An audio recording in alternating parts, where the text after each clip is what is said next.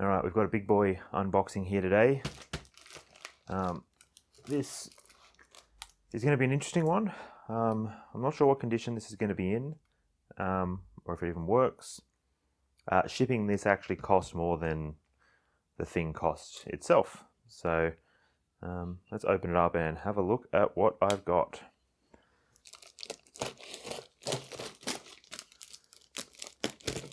Lots of tape.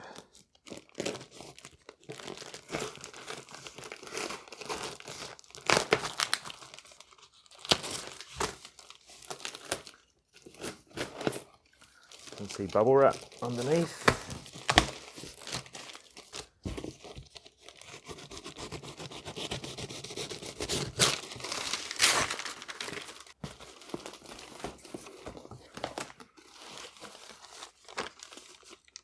Some grocery catalogue. Interesting.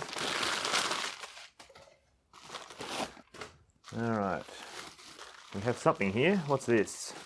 Got a plastic bag here with what looks like a VGA video cable inside. And inside here, you may be able to see there's some keys. I wonder what those keys unlock. God, more wrapping. Look, there's another box in here maybe? No, just another bit of packaging.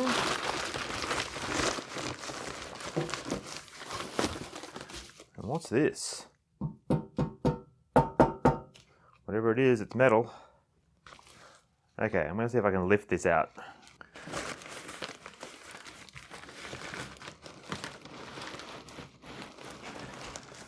And there we go. Compaq Desk Pro 386S. This is a 386 desktop computer. Compaq branded. Got a 5¼ inch floppy drive.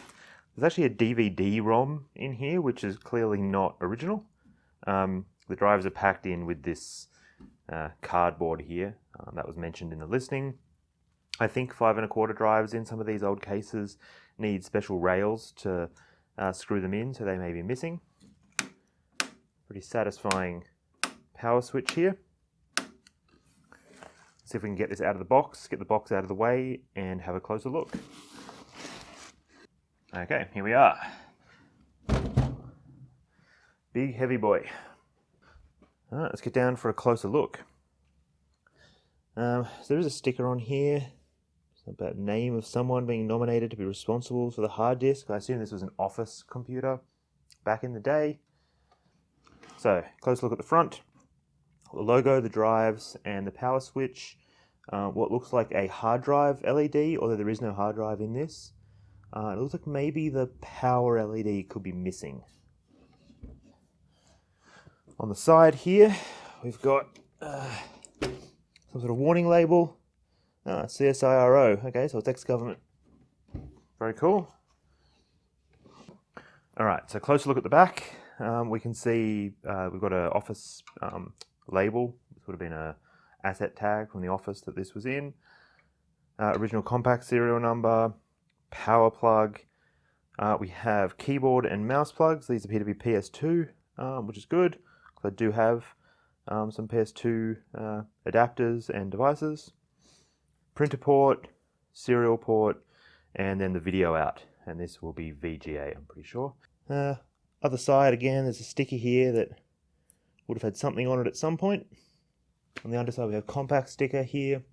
There is some rust. That was mentioned in the listing along here as well. So it's going to be interesting to see what condition this actually is in. The previous owner did say he had attempted some repair on this in terms of trying to de-rust it, but just thought the job was a bit more than he was willing to spend the time on. So it's with me now. Okay, so I'm going to open this up and have a bit of a closer look inside and see what the condition of this thing is. All right, so I have here the keys to the case with the address of a lock company in Illinois in the United States. Some instructions. There's no serial number on this. There is a key ID number though. Okay, so this key should go in here. It actually looks like it's already unlocked, but let's just test it. Yep, sure enough, locked, unlocked. This is pretty common. It's very rare these days to see this in standard desktop PCs, but this used to be a common thing. Most of these devices didn't have very good, software or hardware level security. They may have had a BIOS password that would require you to type in a password on login, but those could typically be reset by hitting some switches or changing some jumpers on the motherboard. So a lot of office-based computers would have these keys on them so that you could lock the case, take the key away, and then there's a physical lock to prevent the top being lifted off, to make it harder for people to take drives out or access those motherboard level settings. Let's make sure this is unlocked. And I think these screws are probably what I will be holding the case on. So let me find a driver and let's open it up.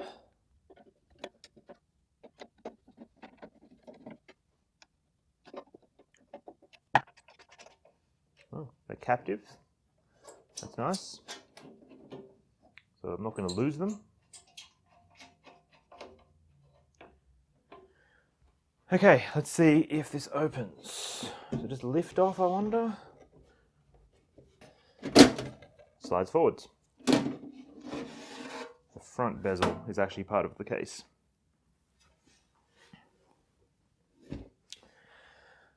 Alright, let's have a look inside. I can see some signs of rust.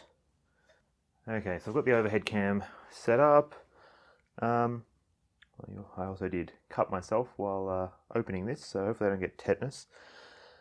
Alright, I'm going to have a bit of a closer look inside, see what kind of condition the motherboard's in. I can definitely see signs of corrosion on the board, so that's not a great sign. But something may be salvageable. Worst case, I may be able to get a new motherboard and get it in here, if the one that's in here doesn't work. But yeah, I want to get all these parts out and just see what we're working with. Looks like these are mostly Torx screws, which I think is pretty common for Compaq computers. Torx drivers should help.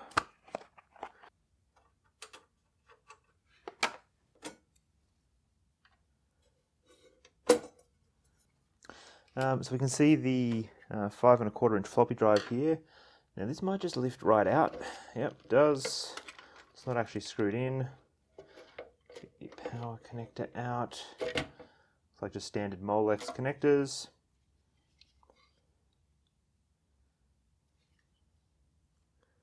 Drive looks okay. Chin on drive, so hopefully it works, but we'll see. Worst case, I can maybe salvage some parts out of this thing, even if I can't get the computer itself running.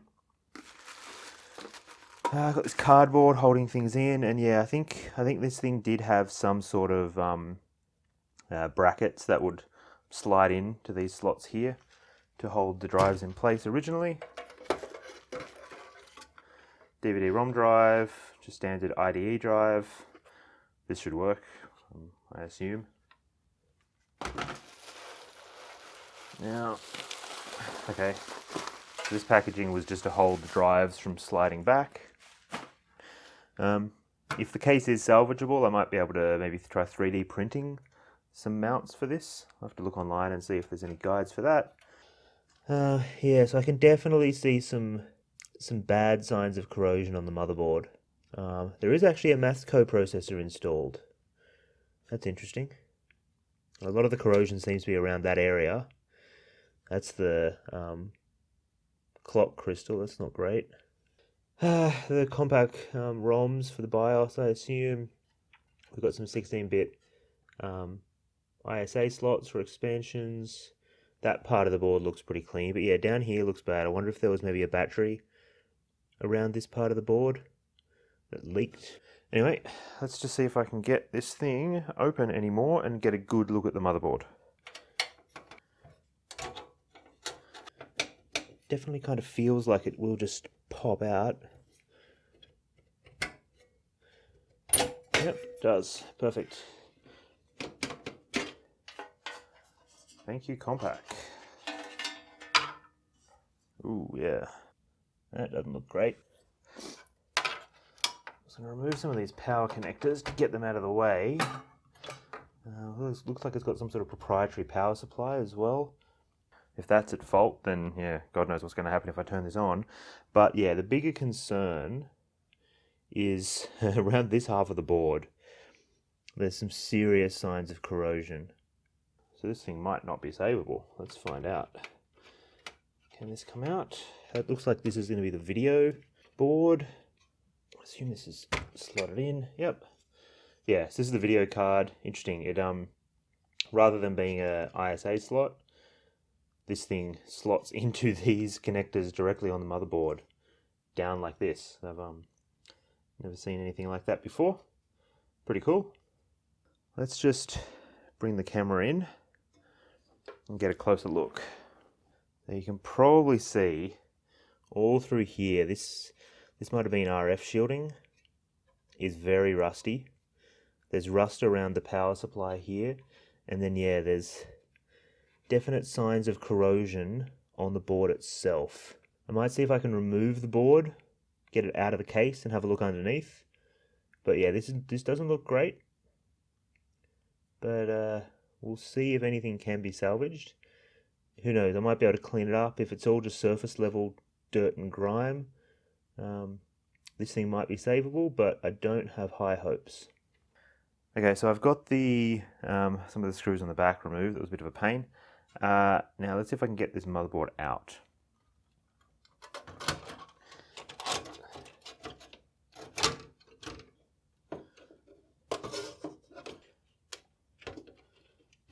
Okay.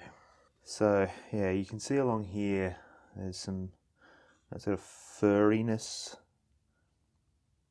that it often gets.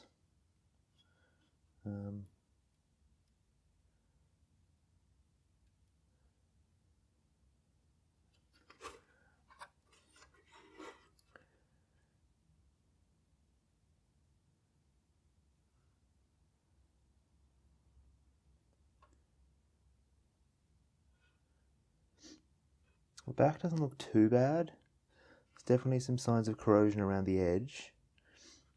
But yeah, just this top part of the board looks pretty filthy. So that's the processor right there, which is not a good sign considering it's all around the processor. And then that's the Mathco processor. Yeah, I think this shielding board definitely needs to come off. It should come off pretty easily. And then I'll see if I can give it a bit of a clean and see if it looks any better after it's been cleaned. I'm hoping a lot of this is surface level. It hasn't gotten too deep, but my hopes aren't high. So yeah, I'll have a look and we'll see how I go. Okay, so I'm going to see if I can do what I can to clean this up a bit and maybe be able to save it. To start with, there are these very, very rusty metal shielding pieces, which I assume would have been maybe there was like an RF shield sitting over the top of these at some point as some sort of cage. I don't really know, but I'm going to remove them because they are basically just solid rust at this point, and all they're going to do is deliver more rust onto the board. So they're not going to help anything being there. Just see if I can basically just pull them off. As you can see, they're just sort of disintegrating. Yeah, look at that. It's just rust.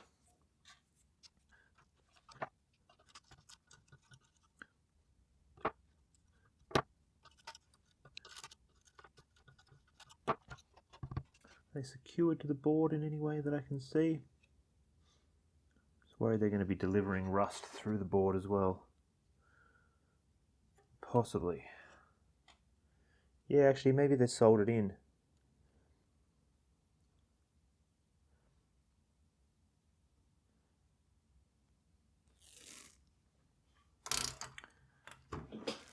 Now, if this is really oxidized, I might struggle to get this melting. And I can see it looks like a trace connecting to it as well.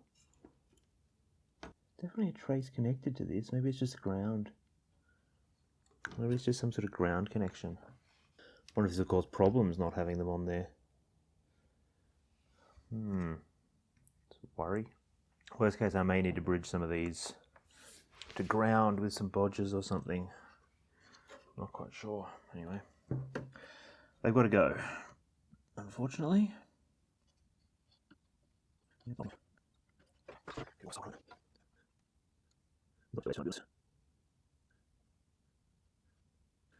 I think this is just pumping heat into that. Yeah, I suspect the heat is just sinking into this. So it's going to be very difficult to actually remove that way. I'll rip these out, and I may just clean up the solder joints later.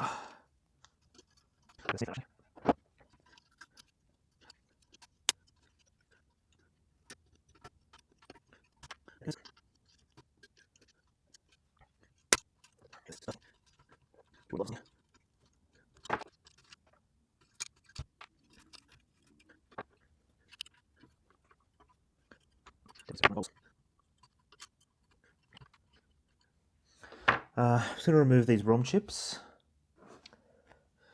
Just want to get these out of the way.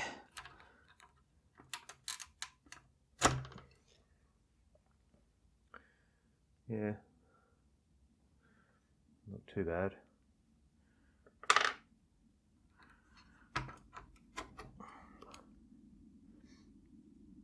Give that a clean, they should be okay.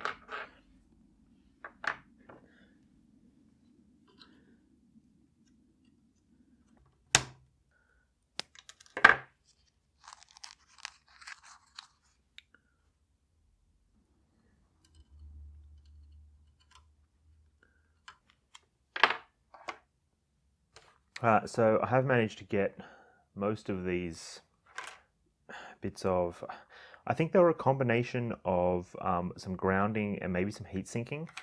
I did find that where they were soldered to the board, sometimes they were soldered through holes to the bottom, and there were traces leading to what were maybe bypass capacitors. I'm not entirely sure. So what I may do, if I do get this thing cleaned up and try to get it up and running and I have issues, I may just need to bodge I guess the points where these were soldered to the board together, just to maintain any continuity there. Again, I do suspect this was just ground plane connection, so it should be pretty straightforward to fix up if I need to. Now that I've got these removed, I am going to hit this board with, to start with, I'm just going to hit it with some IPA on some of these rust areas to see if I can scrub some of that off. And if what's underneath looks okay, I may give this thing a proper soap bath to see if I can get out as much grime as I possibly can. Alright, so I've got my IPA bottle, I've got the filthy board. Let's just get some on there. Got my toothbrush. Let's just have a scrub.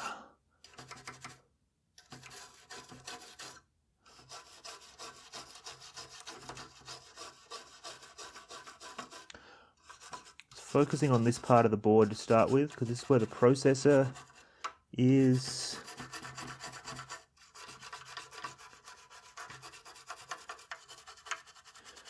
So if this part of the board is unsalvageable, there's really not much point. Yeah, this here is the processor. 386 SX.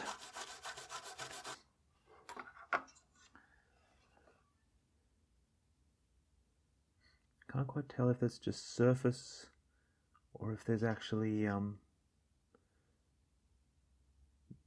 solder mask just completely stripped away here. Yeah, some of this is just surface. It's stronger. Use a bit of electronic cleaning solvent.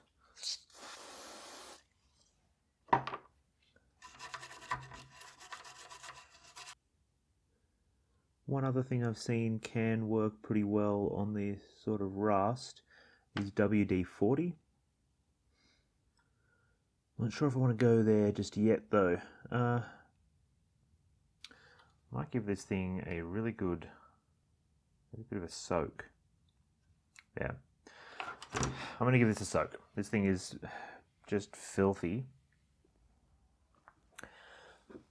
Alright, so I've hit a bit of a problem that's going to put this project on hold, probably until I get some new tools and some new skills probably as well. So you may have already spotted the problem, but this here, the processor, you may see that some of these pins are not quite aligned. I noticed this while cleaning, and I noticed that if I move these around, some of these pins aren't quite attached to the board anymore. So I think the corrosion has basically disconnected some of these pins from the board. Now, there's still a chance the CPU is okay. I don't really know. I think what I probably need to do here is, if I want to actually try and fix this, is remove some of these chips from the board. So the processor's got some misaligned pins that are loose. One of the pins has actually come off this chip here. I assume there's going to be some pretty bad corrosion underneath the math coprocessor here. So basically I'll need to remove these surface mount components, which I don't really have the tools for.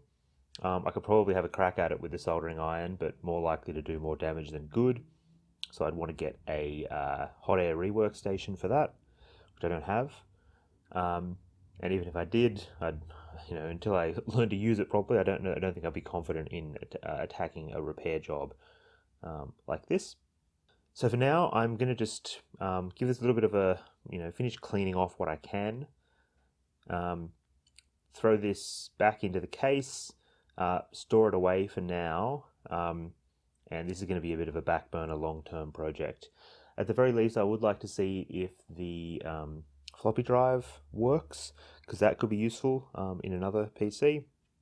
Unfortunately, I don't actually have a floppy connector for a 5 1/4 inch drive, but I have been eyeing off a few other old PCs that I may be able to use it in.